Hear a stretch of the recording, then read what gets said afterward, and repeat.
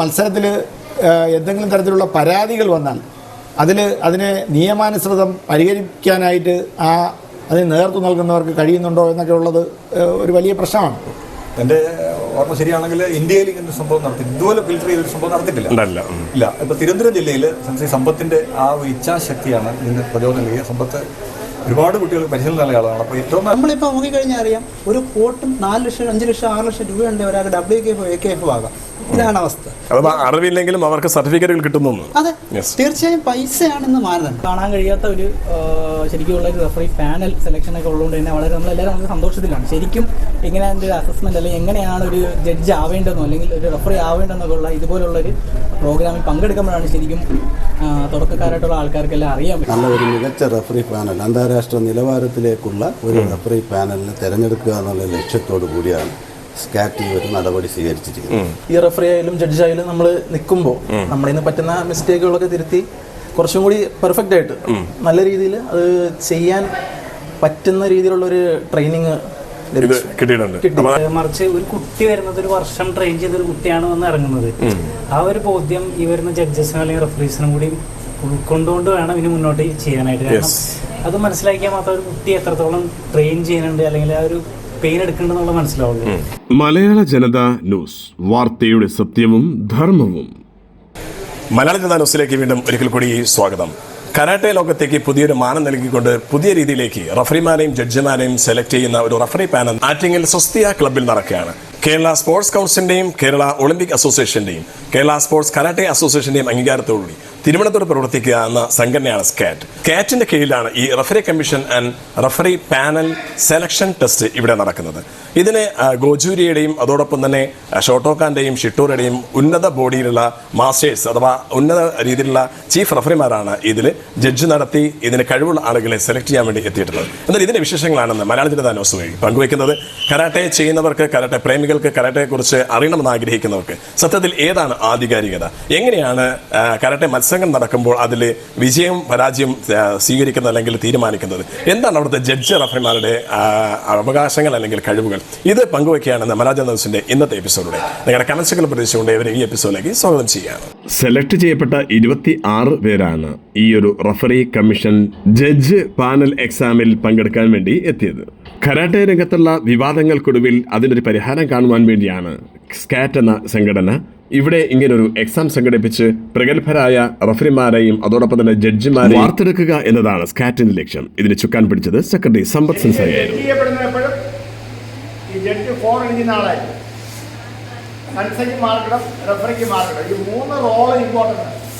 നിങ്ങൾ കൺസൈൻ ചെയ്യുമ്പോൾ നിങ്ങൾ വേണ്ട കാര്യങ്ങൾ നോക്കുന്നില്ലെങ്കിൽ, ഇടപെടുന്നില്ലെങ്കിൽ അതിന് മാർക്ക് കിട്ടില്ല.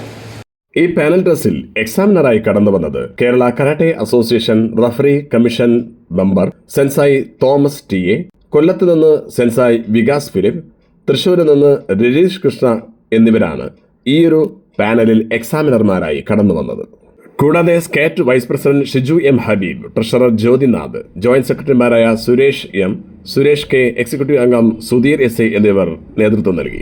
ഇതിനെക്കുറിച്ച് വിശദീകരിക്കാൻ സ്കേറ്റിന്റെ സെക്രട്ടറി സമ്പത്ത് സെൻസായി നമ്മോടൊപ്പം ഉണ്ട്. നമുക്ക് അദ്ദേഹത്തോട് ചോദിക്കാം. അദ്ദേഹമാണ് ഇപ്പോൾ ഇത് നിയന്ത്രിക്കുന്നത്. സസേ, എങ്ങനെയാണ്? കാരണം ഇപ്പോൾ ഈ പറഞ്ഞതുപോലെ കാരണം വളരെയധികം പരാതികൾ കേട്ടുകൊണ്ടിരിക്കുകയാണ് ഈ സമയത്ത്. ജഡ്ജും അതോടൊപ്പം തന്നെ റഫറിയുടെ സ്ഥലത്തുനിന്നും അല്ലെങ്കിൽ അവരുടെ ഭാഗത്തു നിന്നുള്ള കമൻസുകൾ, അഥവാ അവർക്ക് യോഗ്യരായ ആൾക്കാരല്ല എന്നുള്ള കമൻസ് പലപ്പോഴും വരുന്നുണ്ട്. സത്യത്തിൽ മറ്റുള്ള ഒരു അസോസിയേഷനും ഇല്ലാത്ത രീതിയിലാണല്ലോ ഇപ്പോൾ സ്റ്റേറ്റ് ഈ രീതിയിൽ ഒന്ന് പ്രൊമോഷൻ കൊടുത്തൊരു ജഡ്ജ് റഫറി പാനൽ വയ്ക്കുന്നത്. എന്താണ് ഇതുകൊണ്ട് ഒരു കരാട്ടെ പ്രേമികൾക്ക് അല്ലെങ്കിൽ കരാട്ടെ ചെയ്യുന്ന ആളുകൾക്ക് കൊടുക്കുന്ന ഒരു മോട്ടിവേഷൻ? നമ്മളൊരു ജഡ്ജ് റഫറി എന്നൊക്കെ പറയുമ്പോൾ ഒരു പ്രകടനത്തെ വിലയിരുത്തുന്ന ഒരു സംവിധാനമാണ്. അപ്പോൾ ആ പ്രകടനത്തെ വിലയിരുത്തുന്ന ആളുകൾക്ക് അത് വിലയിരുത്താനുള്ള ശരിയായ അവഗാഹമുണ്ടോ എന്നുള്ളത് യഥാർത്ഥത്തിൽ നമ്മൾ റെഗുലറായിട്ട് പരിശോധിക്കപ്പെടേണ്ട ഒരു കാര്യമാണ്. ഇപ്പോൾ നമ്മുടെ വിദ്യാഭ്യാസ രംഗത്തൊക്കെ നമ്മൾ പല യോഗ്യതകളും നേടും. പക്ഷേ നമ്മൾ ആ യോഗ്യത നേടിക്കഴിഞ്ഞാൽ നമുക്ക് ആ യോഗ്യത ഉണ്ടെന്ന് നമ്മൾ വിചാരിച്ചിരിക്കുകയാണ് ചെയ്യും. പക്ഷേ ഇതങ്ങനെയല്ല. ഇത് തുടർച്ചയായിട്ട് നമ്മൾ അപ്ഡേറ്റ് ചെയ്തുകൊണ്ട് ഇതിൻ്റെ റൂൾസിലൊക്കെ നിരന്തരം അപ്ഡേറ്റ് വന്നുകൊണ്ടിരിക്കുന്ന ഒരു മേഖലയാണ്. അപ്പോൾ അതുകൊണ്ട് തന്നെ ഈ ജഡ്ജ് റഫറീസ് എല്ലാം നിരന്തരം അവരുടെ റൂൾ പരിജ്ഞാനം അപ്ഡേറ്റ് ചെയ്യുകയും ഈ റൂൾ അറിഞ്ഞാൽ മാത്രം പോരാ, അവരൊക്കെ അത് ശരിയായിട്ട് വിധി നിർണ്ണയം നടത്താൻ കഴിയുന്നുണ്ടോ, അതുപോലെ ഒരു മത്സരം നിയമപരമായിട്ട് ഒരു മത്സര നിയമങ്ങൾക്ക് അനുസൃതമായിട്ടാണോ സംഘടിപ്പിക്കുന്നത്, അതുപോലെ ഒരു മത്സരത്തിൽ എന്തെങ്കിലും തരത്തിലുള്ള പരാതികൾ വന്നാൽ അതിനെ നിയമാനുസൃതം പരിഹരിക്കാനായിട്ട് അതിന് നേതൃത്വം നൽകുന്നവർക്ക് കഴിയുന്നുണ്ടോ എന്നൊക്കെ ഉള്ളത് ഒരു വലിയ പ്രശ്നമാണ്. ഇന്നിപ്പോൾ ധാരാളം പരാതികൾ നമുക്ക് ഈ മത്സര രംഗത്ത് പലയിടത്തും നമുക്ക് കേൾക്കാം. പ്രത്യേകിച്ചും നമ്മുടെ കേരളത്തിലും ഇന്ത്യയിലും ഒക്കെ ധാരാളമായിട്ട് അങ്ങനെയുള്ള ആക്ഷേപങ്ങൾ നമുക്ക് സോഷ്യൽ മീഡിയയിലൊക്കെ തന്നെ കാണാൻ പറ്റും.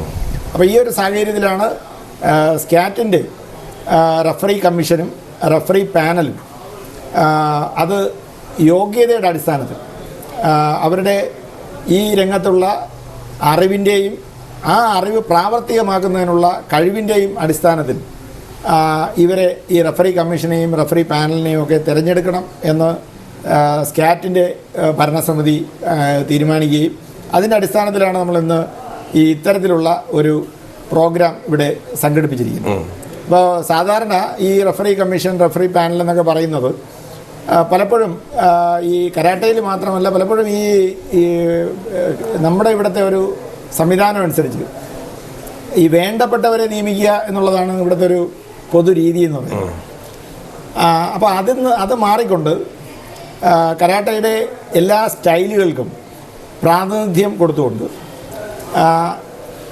അതുപോലെ മെറിറ്റ് അടിസ്ഥാനത്തിൽ എന്ന് പറഞ്ഞാൽ പൂർണ്ണമായ റാങ്ക് ലിസ്റ്റ് അടിസ്ഥാനത്തിലല്ല, അതിന് ഓരോ ശൈലികൾക്കും പ്രത്യേകം അവർക്ക് പ്രാതിനിധ്യം വരുന്ന രീതിയിൽ ആണ് ഇവിടെ കൃത്യമായി അവരുടെ ഈ കത്തായുടെ ജഡ്ജിങ് എബിലിറ്റി, അത് അതിൻ്റെ തിയറിറ്റിക്കൽ നോളജ് ആയാലും അത് പ്രാക്ടിക്കലായിട്ട് ആ കത്ത വിലയിരുത്തുന്നതിനുള്ള കഴിവായാലും രണ്ടും ടെസ്റ്റ് ചെയ്യുന്നു. അതുപോലെ കുമിത്തയിലാണെങ്കിൽ അവരുടെ കുമിത്തയുടെ തിയറിറ്റിക്കൽ നോളജ് പരീക്ഷ നടത്തുന്നു, അതുപോലെ തന്നെ അതിൻ്റെ പ്രാക്ടിക്കൽ നടത്തുന്നു. അപ്പോൾ ഇങ്ങനെ നടത്തി അതിന് റാങ്ക് ലിസ്റ്റ് ഇട്ടതിന് ശേഷം അതിൽ മികച്ച റാങ്കുള്ളവരെയാണ് ഇനി റഫറി കമ്മീഷനിലേക്ക് ഇൻ്റർവ്യൂ ഉൾപ്പെടെ നടത്തിക്കൊണ്ട് അതിൻ്റെയും ഒരു റാങ്ക് ലിസ്റ്റ് ഉണ്ടാക്കിയാണ് നമ്മളിനി ഇതിൻ്റെ ഫൈനൽ തീരുമാനം റഫറി കമ്മീഷനെയും റഫറി പാനലിനെയും അനൗൺസ് ചെയ്യുന്നത്, സെലക്റ്റഡ് ആയിട്ടുള്ള ആൾക്കാരെ അനൗൺസ് ചെയ്യുന്നത്. അപ്പോൾ തുടർന്നുള്ള ഈ സർക്കാർ നടത്തുന്ന ഏത് മത്സരങ്ങളിലായാലും അതിൽ ഈ വിജയിക്കുന്ന പാസ്സാകുന്നവരെ മാത്രമായിരിക്കും അതിൽ പങ്കെടുക്കുക. അതെ, സ്കാറ്റ് ഏറ്റെടുത്ത് ചെയ്യുന്ന എല്ലാ പരിപാടികളിലും ഇതിൻ്റെ ഔദ്യോഗികമായിട്ട് തിരഞ്ഞെടുക്കപ്പെടുന്ന പാനലിലുള്ള ആളുകൾ മാത്രമായിരിക്കും ഈ വർഷം ഇനി ജഡ്ജി റഫർ ചെയ്യുക.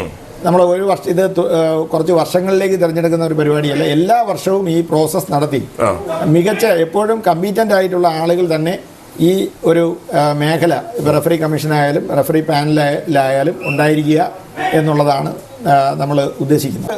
ഇതിൽ മികച്ച രീതിയിൽ പ്രകടനം നടത്തുന്ന ആൾക്കാർക്ക് മാത്രമേ സെലക്ട് ആകാൻ പറ്റൂ, അല്ല ഇത്ര പേരെ സെലക്ട് ചെയ്യുക എന്നുള്ളതല്ല.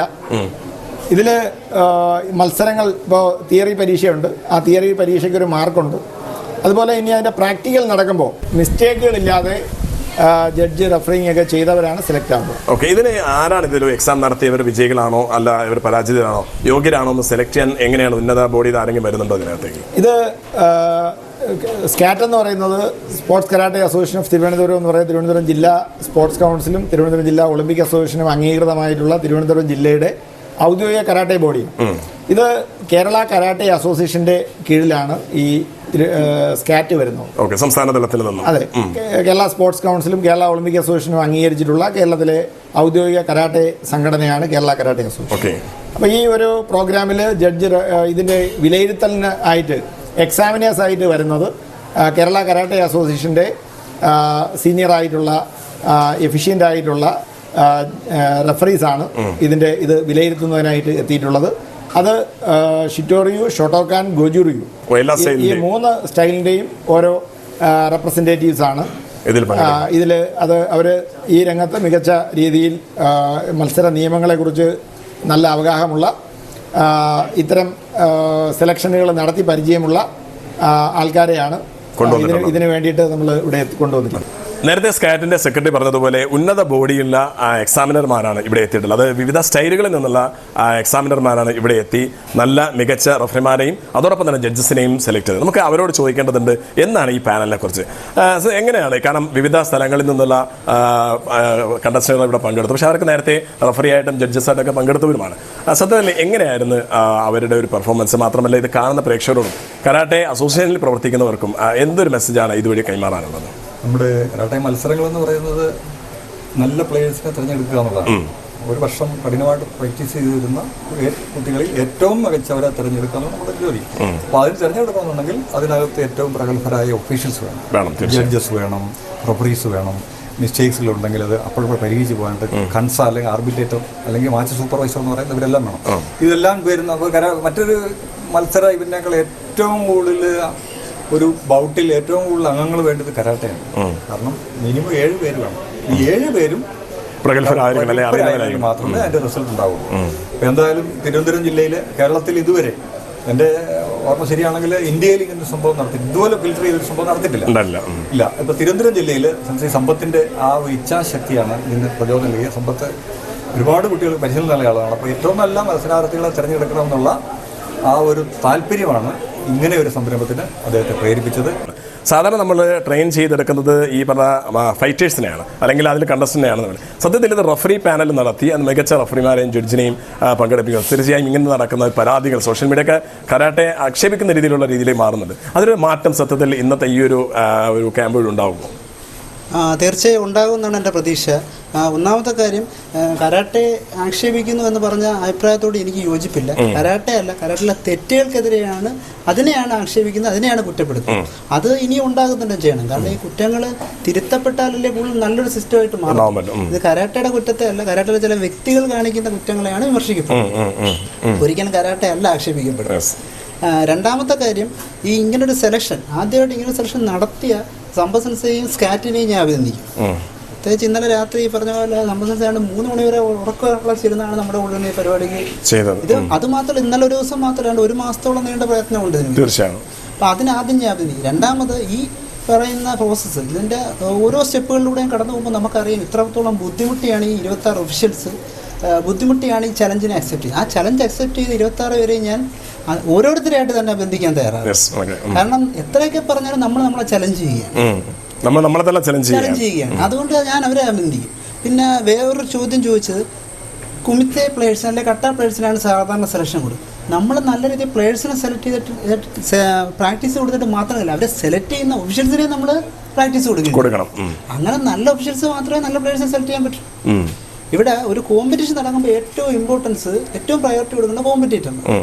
പക്ഷേ നമ്മുടെ കരാട്ടയിൽ മാത്രം കാണുന്നൊരു സംഭവമാണ്, അവിടെ ജഡ്ജിനാണ് ഏറ്റവും കൂടുതൽ പ്രയോറിറ്റി. റൂളുകളായാലും എന്ത് നോക്കിയാലും അതെല്ലാം പ്ലേയേഴ്സിനെ കെട്ടിയിടാൻ വേണ്ടിയിട്ടുള്ളത്. ജഡ്ജസിനെയാണ് ഇവിടെ വളർത്തിവിടുന്നത്. നമ്മളിപ്പോൾ നോക്കിക്കഴിഞ്ഞാൽ അറിയാം, ഒരു കോട്ടും 4 ലക്ഷം 5 ലക്ഷം 6 ലക്ഷം രൂപയുണ്ട് ഒരാൾക്ക് WKF AKF ആകാം. ഇതാണ് അവസ്ഥ. അറിവില്ലെങ്കിലും അവർക്ക് സർട്ടിഫിക്കറ്റുകൾ കിട്ടുന്നു. അതെ, തീർച്ചയായും പൈസയാണ് ഇന്ന് മാനദണ്ഡം. പൈസയല്ല, കഴിവ് തന്നെയാണ് മാനദണ്ഡം. പൈസ മാനദണ്ഡം ആകരുത് എന്നല്ല ഞാൻ പറയുന്നത്, പക്ഷേ ഏറ്റവും പ്രധാനം കഴിവായിരിക്കും. പൈസ മാത്രമാകരുത്. പൈസ തീർച്ചയായും ഒരു മാനദണ്ഡമായിട്ട് വെച്ചു, പക്ഷേ പ്രധാന മാനദണ്ഡം കഴിവ് തന്നെ ആയിരിക്കും. അങ്ങനെ അല്ല കരാട്ടയിൽ നമുക്ക് ഇപ്പം ഈ കേരളത്തിൽ എടുത്തു കഴിഞ്ഞാൽ AKFന് പോയി മത്സരിച്ച 2 പ്ലേയേഴ്സേ ഉള്ളൂ. ഒരാൾ തിരുവനന്തപുരം, ഒരാൾ ഇടുക്കി. പക്ഷേ നമ്മൾ നോക്കിക്കഴിഞ്ഞാൽ ഏതാണ്ട് 100 AKF ജഡ്ജസും ഏതാണ്ട് ഇഷ്ടംപോലെ WKF ജഡ്ജസും ഉണ്ട്. എന്താ ഈ 100 AKFകാർ വിചാരിച്ചിട്ട് 100 പേരെ AKFന് വിടാൻ സാധിക്കുന്നില്ല? ഇതൊരു ചോദ്യമാണ്. വേറെ ഏത് സ്പോർട്സിലായാലും ഒരു നാഷണൽ ലെവൽ പ്ലെയർ ആയിരിക്കും നാഷണൽ ലെവൽ ജഡ്ജാകുന്നത്. ഇവിടെ ജില്ലയിൽ പോലും ഒരു വർഷം ഇറങ്ങി നിന്ന് മത്സരിക്കാത്ത വ്യക്തിക്ക് ഏഷ്യൻ ഫെഡറേഷൻ ജഡ്ജാകാം. അതെങ്ങനെയാണ് അയാൾ ആ കുട്ടിയെ സെലക്ട് ചെയ്യുന്നത്? അഥവാ നല്ലൊരു ജഡ്ജ് ആവണമെങ്കിൽ, റഫറി ആവണമെങ്കിൽ അയാൾ നല്ലൊരു പ്ലെയർ ആകണം. അറ്റ്ലീസ്റ്റ് ഈ പറയുന്ന പോലെ ഒരിക്കൽ ഒരു ജില്ലയ്ക്ക് പോലും ഇറങ്ങാത്ത ഒരാൾ എങ്ങനെയാണ് WK വേൾഡ് കരാട്ടെ ഫെഡറേഷൻ്റെ ജഡ്ജാകുന്നത്? ഇതാണ് എനിക്ക് മനസ്സിലായത്. അപ്പം ഈ പറഞ്ഞ പോലെ ഇതുപോലുള്ള കുറേ പ്രോസസ്സുകൾ നമ്മൾ ചെയ്തില്ലെങ്കിൽ, അത് ഏത് അസോസിയേഷൻ ആയാലും ചെയ്തില്ലെങ്കിൽ, ഈ കോമ്പറ്റീഷൻ എന്ന് പറയുന്ന കരാട്ടെ കോമ്പറ്റീഷൻ എന്ന് പറയുന്ന കോമ്പറ്റീറ്റേഴ്സിനുള്ളത് എന്ന് മാറി ജഡ്ജസിനുള്ളതാണ്. അതുവഴി കരാട്ടെ സത്യത്തിൽ താഴേക്ക് പോകാൻ മാത്രമേ. എന്തിനാണ് ഈ പറയുന്ന ജഡ്ജസ് 4 ലക്ഷം 5 ലക്ഷം രൂപ കൊടുത്ത് ഈ ബാഡ്ജ് എടുക്കുന്നത് എന്ന് കൂടെ ചിന്തിക്കണം. എന്തിനായിരിക്കും? അവരുടെ പ്ലേയേഴ്സിനെ ജയിപ്പിക്കാൻ വേണ്ടി മാത്രമായിരിക്കും. ആദ്യമായിട്ട് വളരെയധികം സന്തോഷമുണ്ട് ഈ ഒരു മാറ്റത്തിൻ്റെ ഭാഗമാകാൻ സാധിച്ചതിൽ. ഞാൻ ആദ്യമായിട്ട് സ്കാറ്റിനും അതുപോലെ തന്നെ സമ്പത്ത് സഹിക്കും 100 അഭിനന്ദനങ്ങൾ. ഈ ഒരു പ്രോഗ്രാം അല്ലെങ്കിൽ പ്രോസസ്സ് ഇൻസെ പറഞ്ഞ പോലെ തന്നെ ഇന്ത്യയിൽ ആദ്യമായിട്ടാണ് ചെയ്യുന്നത്. ഇത് ചെയ്യാനൊരു കാരണമുണ്ട്. നമ്മൾ നോർമലി ഇതുവരെ ചെയ്തു വന്നിരുന്നത് നമ്മൾ ടൂർണമെൻറ്റ് തലേദിവസം ഒരു മീറ്റിംഗ് വിളിക്കുന്നു, അതിൽ നിന്ന് കുറച്ച് പേര് സെലക്ട് ചെയ്യുന്നു, അവരെന്തൊക്കെയോ ചെയ്ത് മാറ്റുന്നു. അതാണ് നടന്നുകൊണ്ടിരിക്കുന്ന ഒരു പ്രോസസ്സ്. മറിച്ച് ഒരു കുട്ടി വരുന്നത് ഒരു വർഷം ട്രെയിൻ ചെയ്തൊരു കുട്ടിയാണ് വന്ന് ഇറങ്ങുന്നത്. ആ ഒരു ബോധ്യം ഈ വരുന്ന ജഡ്ജസിനും അല്ലെങ്കിൽ റഫറീസിനും കൂടി ഉൾക്കൊണ്ടുകൊണ്ട് വേണം ഇനി മുന്നോട്ട് ചെയ്യാനായിട്ട്. കാരണം അത് മനസ്സിലാക്കിയാൽ മാത്രം ഒരു കുട്ടി എത്രത്തോളം ട്രെയിൻ ചെയ്യുന്നുണ്ട് അല്ലെങ്കിൽ ആ ഒരു പെയിൻ എടുക്കുന്നുണ്ടെന്നുള്ള മനസ്സിലാവുള്ളൂ. സോ ഇതൊരു വലിയൊരു മാറ്റത്തിന്റെ ഒരു തുടക്കമാവട്ടെ എന്ന്. ജഡ്ജ് റഫറി പാനലിൽ മേറോ മാർഷൽ കരാട്ടെ അഥവാ ഞാൻ ചീഫ് റഫറിയായി ചീഫ് ഇൻസ്ട്രക്ടറായി വർക്ക് ചെയ്യുന്ന മേറോ മാർഷൽ കരാട്ടെ പ്രതിനിധീകരിച്ചുകൊണ്ട് ഒരാളെ കൂടി ഞങ്ങളിവിടെ അയച്ചിട്ടുണ്ട്, മുഹമ്മദ് ഇർഫാൻ POI. ഇർഫാൻ്റെ ഒരു അഭിപ്രായം കൂടി നമുക്ക് എന്നാലും തേടേണ്ടത്. ഇർഫാൻ എങ്ങനെയാണ്? കാരണം വളരെയധികം പ്രതിസന്ധിയെ നമ്മളെല്ലാവരും കൂടെ പ്രയോജനത്തിൻ്റെ ഭാഗമായിട്ടാണ് ഇവിടെ എത്തിയത്. ഇതിൽ പങ്കെടുത്തപ്പോൾ എന്ത് തോന്നുന്നുണ്ട്? നിരാശ തോന്നുന്നുണ്ടോ അതോ പ്രയോജനം ഉണ്ടായിട്ടുണ്ടോ? ഇല്ല, നല്ല പ്രയോജനം ഉണ്ടായി. ആദ്യം മാസ്റ്റർ ഇതേപോലെ പറഞ്ഞെങ്കിലും വേണ്ടെന്നാണ് പറഞ്ഞത്. പിന്നെ വീണ്ടും മാസ്റ്റർ പറഞ്ഞപ്പോൾ ആ ഒരു കോൺഫിഡൻസ് വന്നപ്പോൾ നന്നായി എന്നാണ് തോന്നിയത്. കാരണം ഒരുപാട് പുതിയ കാര്യങ്ങൾ പഠിക്കാൻ പറ്റി. പിന്നെ ഈ റഫറി ആയാലും ജഡ്ജ് ആയാലും നിൽക്കാനായിട്ട് കുറച്ചും കൂടി കോൺഫിഡൻസ് ഇവിടെ സെലക്ഷനിൽ വന്നപ്പോൾ കൂടി. അപ്പോൾ അതുകൊണ്ട് വളരെ ഉപകാരപ്രദമായിരുന്നത്. നിൽക്കുമ്പോൾ മുമ്പ് നിന്നതിനേക്കാളും എന്തായാലും കുറച്ചുകൂടി നന്നായിട്ട് നിൽക്കാൻ പറ്റും എന്നൊരു കോൺഫിഡൻസ് ഇതിന് കിട്ടി. അതിനെ വളരെ സ്കാറ്റിൻ്റെ ഇതിലും പിന്നെ മാസ്റ്ററിനും മേറോ മാർഷൽ കരാട്ടെ ക്ലബിനും വളരെയധികം നന്ദി പറയാൻ. ശരിക്കും മാതൃകാപരമായ ഒരു നടപടിയാണ് ഇപ്പോൾ സ്കാറ്റ് സ്വീകരിച്ചിരിക്കുന്നത്. ശരിക്കും കഴിവുള്ള ആളുകളെ, അതായത് കുട്ടികളുടെ ഭാവി വെച്ച് കളിക്കാതെ അവർക്ക് ശരിക്കും മികവുറ്റ കഴിവുള്ള റഫറിമാരെയും ജഡ്ജസിനെയും നൽകിക്കൊണ്ട് ശരിയായ കുട്ടിയെ ജയിപ്പിക്കുക, അതാണല്ലോ നമുക്ക് സ്പോർട്സിൽ വേണ്ടത്. അപ്പം ശരിക്കും തികച്ചും ശരിയായ അർഹതയുള്ള ഒരു കുട്ടിയുടെ അവസരം ജഡ്ജ്മെൻറ്റിൻ്റെയോ റഫറിങ്ങിൻ്റെയോ ഭാഗമായി ആ കുട്ടിക്കത് സംഭവിക്കാതിരിക്കാനായി മികച്ച കുട്ടികളെ തന്നെ, മത്സരാർത്ഥികളെ തന്നെ ജയിപ്പിക്കണം. അപ്പോൾ അതിന് ഏറ്റവും അടിസ്ഥാനമായി നമ്മുടെ റഫറി പാനൽ, നല്ല ഒരു മികച്ച റഫറി പാനൽ, അന്താരാഷ്ട്ര നിലവാരത്തിലേക്കുള്ള ഒരു റഫറി പാനലിനെ തിരഞ്ഞെടുക്കുക എന്നുള്ള ലക്ഷ്യത്തോടു കൂടിയാണ് സ്കാറ്റ് ഒരു നടപടി സ്വീകരിച്ചിരിക്കുന്നത്.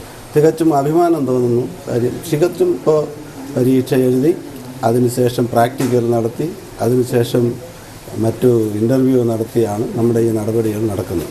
നമ്മൾ ഈ ഫീൽഡിൽ നിൽക്കുമ്പോൾ അതിൻ്റെ അപ്ഡേഷനും പ്രാക്ടിക്കലും എന്നും അതിനോടൊപ്പം തന്നെ നമ്മൾ നീങ്ങിയാൽ മാത്രമേ നമുക്ക് ആ സ്കില്ല് ഡെവലപ്പ് ചെയ്യാൻ പറ്റും, നമുക്ക് മികച്ച കുട്ടികളെ ജയിപ്പിക്കാൻ പറ്റും. നമ്മളെ എല്ലാം തികഞ്ഞവരെന്ന ഭാവം മാറ്റിവെച്ച് ഞാനും ഒരു വിദ്യാർത്ഥി എന്ന നിലയിൽ എല്ലാ ഗുരുക്കന്മാരും മുന്നോട്ട് പോയാൽ നല്ലൊരു ഭാവം നമുക്ക് നടത്തിയെടുക്കാം. തീർച്ചയായും ആ സത്യത്തിൽ അതാണ് വേണ്ടത്. എന്നാൽ നിർഭാഗ്യവശാൽ പലരും ഇന്ന് അതിന് തയ്യാറാവുന്നില്ല. അതാണ് നമ്മുടെ ഒരു ദൗർബല്യമായി എനിക്ക് തോന്നിയിട്ടുള്ളത്. ഇന്ത്യയിൽ തന്നെ എവിടെയും കാണാൻ കഴിയാത്ത ഒരു ശരിക്കുള്ള ഒരു റഫറി പാനൽ സെലക്ഷനൊക്കെ ഉള്ളതുകൊണ്ട് തന്നെ നമ്മളെല്ലാവരും വളരെ സന്തോഷത്തിലാണ്. ശരിക്കും ഇങ്ങനെ അതിൻ്റെ ഒരു അസസ്മെന്റ് അല്ലെങ്കിൽ എങ്ങനെയാണ് ഒരു ജഡ്ജ് ആവേണ്ടതെന്നോ അല്ലെങ്കിൽ ഒരു റഫറി ആവേണ്ടെന്നൊക്കെ ഉള്ള ഇതുപോലുള്ളൊരു പ്രോഗ്രാമിൽ പങ്കെടുക്കുമ്പോഴാണ് ശരിക്കും തുടക്കക്കാരായിട്ടുള്ള ആൾക്കാർക്കെല്ലാം അറിയാൻ പറ്റുന്നത്. ശരിക്കും മറ്റ് പ്രോഗ്രാംസ് എല്ലാം തന്നെ ഒരു എക്സാം നടത്തുന്നു, കുറച്ച് പേരെ സെലക്ട് ചെയ്യുന്നു, അങ്ങനെയാണ്. പക്ഷേ ഇത് ശരിക്കും ഇപ്പോൾ കഥയായാലും കുമിത്തി ആയാലും എല്ലാത്തിനും കൃത്യമായിട്ടുള്ള ഒരു ജഡ്ജിങ്, എങ്ങനെയാണ് ജഡ്ജ് ആവേണ്ടത് അല്ലെങ്കിൽ എങ്ങനെ എന്തൊക്കെ കാര്യങ്ങൾ ശ്രദ്ധിക്കണം, പിന്നെ കുമിത്തിയിൽ എങ്ങനെയാണ് നമ്മളൊരു കൺസായിട്ട് ഇരിക്കേണ്ടത് അല്ലെങ്കിൽ റഫറി ആവേണ്ടത്, നമ്മളൊരു ജഡ്ജായി ഇരിക്കേണ്ടത്, അപ്പോൾ എന്നുള്ളതെല്ലാം കൃത്യമായി നമുക്ക് ചെയ്തൊരു എക്സ്പീരിയൻസ് വരാൻ. അതുപോലെ തന്നെ ഏറ്റവും നല്ല ഇപ്പോൾ ഈ ഒരു പ്രോഗ്രാം കഴിയുമ്പോൾ ട്രിവാൻഡ്രം ജില്ലയിൽ തന്നെ ഏറ്റവും നല്ല ക്വാളിഫൈഡ് ആയിട്ടുള്ള റഫറിമാരെ ആയിരിക്കും ഈ ഒരു പാനലിലേക്ക് വേണ്ടി സെലക്ട് ചെയ്യുന്നത്. സ്കാറ്റ് വളരെ ബ്യൂട്ടിഫുൾ ആയിട്ടാണ് ഇങ്ങനത്തെ പ്രോഗ്രാം കണ്ടക്ട് ചെയ്യുന്നത്. എല്ലാം നമ്മൾ ഒരു കാര്യം പഠിക്കുമ്പോൾ ആ കാര്യം റെഗുലറായിട്ട് അതിന് ഇടയിൽ കൂടെ എക്സാമിൻ ചെയ്ത് പോയിക്കൊണ്ടിരുന്നാൽ മാത്രമാണ് അതിൽ വീണ്ടും നമുക്കൊരു വളർച്ച ഉണ്ടാവുള്ളൂ. അപ്പം സാധാരണഗതിയിൽ ഇപ്പോൾ തന്നെ റെഗുലറായിട്ട് അങ്ങനെ നമ്മളൊരു ആ പ്രോസസ്സ് കൂടെ കടന്നു പോകുമ്പോൾ നമുക്ക് വളരെയധികം നമ്മൾ റെഗുലർ സ്ക്രൂട്ടനി കൂടെ കടന്നു പോകുമ്പോൾ മാത്രമാണ് ഈ സ്ക്രൂട്ടനി അവോയ്ഡ് ചെയ്യല്ല, പകരം ഈ സ്ക്രൂട്ടനി കൂടെ കടന്നു പോകുമ്പോഴാണ് ശരിക്കും എല്ലാവർക്കും ഒരു ഗ്രോത്ത് ഉണ്ടാവണം. അപ്പം സ്കാറ്റ് വളരെ വളരെ എഫിഷ്യൻ്റ് ആയിട്ട് അല്ലെങ്കിൽ വളരെ ഏറ്റവും അഡ്വാൻസ്ഡ് ആയിട്ട് ഏറ്റവും വളരെയധികം പ്രിപ്പറേറ്ററി ആയിട്ടാണ് ഇപ്രാവശ്യം നമ്മുടെ റഫറി ജഡ്ജ് ടെസ്റ്റ് നടത്തുന്നത്. ക്ലാസ്സുകളിൽ പരിശീലനം ഉണ്ടാവും, മാത്രമല്ല മത്സരങ്ങൾ ഇറങ്ങുമ്പോൾ ഒപ്പോണന്റിനെ തോൽപ്പിക്കണം എന്നുള്ളതാണ്. പക്ഷെ ഇവിടെ അങ്ങനെയല്ല. ഇവിടെ നിങ്ങളെ റെഫർ ചെയ്യുന്ന ജഡ്ജും അതോ അതോടൊപ്പം റഫറിയും പരീക്ഷിക്കുകയാണ്. അതിനൊരു എക്സാം നടത്തി, അതിന് നമ്മളൊരു ഫൈറ്റിംഗ് അവിടെ ചെയ്തു, ചെയ്തു. അപ്പോൾ എന്തൊരു പെർഫോമൻസ് ആണ്, ഒരു ഫീലിംഗ് ആണ് നമുക്കുണ്ടായത്. ഒരു കാര്യം ചെയ്യുമ്പോൾ ആദ്യം പഠിച്ചിട്ടായിരിക്കും ചെയ്യുന്നത്, പക്ഷേ ഇത് ഇവർക്ക് പഠിക്കാൻ വേണ്ടിയിട്ട് നമ്മൾ യൂസ് ചെയ്യുന്നത് ഏറ്റവും നല്ലൊരു കാര്യമാണ്. കാരണം നമുക്കും എന്തൊക്കെയാണ് ചെയ്യാനുള്ള ഫൗള്, അപ്പൊ അതിനെ കുറിച്ചുള്ള ക്ലിയർ ആയിട്ട് മനസ്സിലാക്കാൻ പറ്റിയിട്ടുണ്ട്. അപ്പം അവരെ കൺഫ്യൂസ് ചെയ്ത് എന്തെല്ലാം ചെയ്യാം എന്നൊക്കെ ചെയ്യാം. അഥവാ അവർക്കത് എക്സാം നടത്തുന്നതോടൊപ്പം നമുക്ക് കൂടുതൽ പഠിക്കാൻ സാധിച്ചു എന്നാണ്. ഇതാണ് സ്കാറ്റ് മുന്നിട്ട് വെച്ച റഫറി കമ്മീഷൻ ആൻഡ് ജഡ്ജ് പാനലിന്റെ വിശേഷങ്ങൾ. എന്തായാലും കരാട്ടയ്ക്ക് പുതിയൊരു ഭാവവും രൂപവും നൽകിക്കൊണ്ട് മികച്ച രീതിയിലുള്ള റഫറിമാരെയും ജഡ്ജിമാരെയും വാർത്തെടുക്കാൻ സ്കാറ്റിന് സാധിക്കുമെന്ന് തന്നെയാണ് പ്രതീക്ഷിക്കുന്നത്. അതുകൊണ്ട് തന്നെ ഈ ഒരു പ്രോഗ്രാമിന് മലയാള ജനതാ ന്യൂസിന്റെ റിപ്പോർട്ട് എന്ന നിലയ്ക്കും മേറോ മാർഷൽ കരാട്ടയുടെ ചീഫ് ഇൻസ്ട്രക്ടർ എന്ന നിലയ്ക്കും എൻ്റെ പ്രത്യേക അഭിനന്ദനം അറിയിക്കുകയാണ്. നിങ്ങളുടെ അഭിപ്രായങ്ങൾ യൂട്യൂബിലും ഫേസ്ബുക്കിലും ഇൻസ്റ്റാഗ്രാമിലും അറിയിക്കുക. പുതിയ ന്യൂസുമായി കാണുന്നവരെ തൽക്കാലം വിടാം. ബൈ.